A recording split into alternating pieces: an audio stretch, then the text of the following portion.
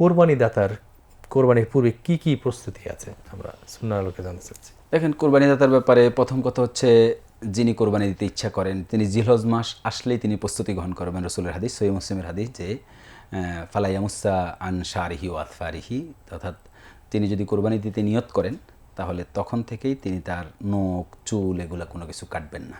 তো মুহাদ্দিসগণ এখানে ব্যাখ্যা করেছেন, যেহেতু এই সময়টাতে হাজিরা যারা হজ করতে যান তারা হেরাম অবস্থায় চুল নখ কাটেন না, তো যেহেতু তিনি হজ করতে যাচ্ছেন না, তবে তাদের সাথে সাদৃশ্যতা রেখে ঐকতান তৈরি করা, নিজের মধ্যে অনুভূতি তৈরি করা, তাহলে এটা একটা বড় ব্যাপার।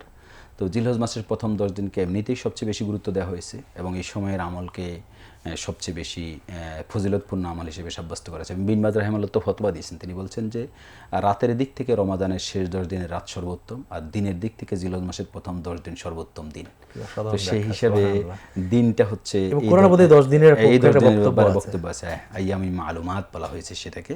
তো এই 10 দিন কোরআনে কারিমে আইয়াম বলা হয়েছে। আবার লাইলাতুল কদরের ব্যাপারে সেখানে লাইলাতুল কাদরে যেই সময়টাতে সে 10 দিন রাতের ব্যাপারে গুরুত্ব দেওয়া হয়েছে। তো রাত হিসেবে রমাদানের শেষ 10 রাত, আর দিন হিসেবে জিলহজ মাসের প্রথম 10 দিন।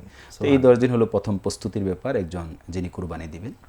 দ্বিতীয়ত হচ্ছে, যিনি কোরবানি দিবেন তিনি তার অর্থ, এটা তো প্রস্তুতির ব্যাপার আছে, যেহেতু এখানে পশু কোরবানি দিবেন, তাহলে সেই আলোকে তিনি তার অর্থ ব্যবস্থা করে রাখবেন। এবং যদি তিনি পশু কিনে কোরবানি দেন, আর যদি পশু কেনা না হয় তিনি তার পালিত পশু দেন, তাহলে সেক্ষেত্রেও তার পশুটাকে সঠিকভাবে পরিচর্যা করা, কারণ যদি পশু এর মধ্যে অসুস্থ হয়ে যায় বা হাত পা ভেঙে যায় তাহলে আবার এটা কোরবানি দেওয়ার জন্য উপযুক্ততা থাকবে না। তো এই একটা প্রস্তুতি রয়েছে।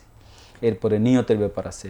আমাদের এই সময়টাতে খুবই আমাদের জন্য ক্রিটিক্যাল একটা সময়, বিশেষ করে ঈদের 2-1 দিন আগ থেকে যখন আমরা কোরবানির পশু কিনি এবং সমাজের মধ্যে মানুষের অমুক ব্যক্তি অত বড় কোরবানি দিচ্ছে এবং তিনি কীরকম প্রচার করে, এই এটা সামাজিকভাবে অন্যরা কেউ প্রচার করলে করুক, তাতে হয়তো ব্যক্তির খুব অসুবিধা নেই, কিন্তু ব্যক্তির আসলে তার হৃদয়ের অবস্থাটা কি, এই সময়টাতে মানুষের এই প্রচারের জায়গা থেকে নিজের মনকে আল্লাহর জন্য নিবেদিত রাখা এটা খুবই গুরুত্বপূর্ণ। এজন্য এখানে নিয়তটা সবচেয়ে গুরুত্বপূর্ণ। এবং ঈদের দিন সকালবেলা সর্বপ্রথম নামাজ আদায় করে এরপরে সে নিজের হাতে পশুটা জবাই করতে পারা, এটা হলো প্রস্তুতিগত ব্যাপার। এবং অনেকেই সাধারণত আমাদের দেশে নিজেরা জবাই করতে ভয় পান, অথবা কেউ কেউ আবার কিভাবে দোয়া পড়বেন বা কিভাবে জবাই করবেন এই ধরনের একটু নিজের মধ্যে আড়ষ্টতা কাজ করে।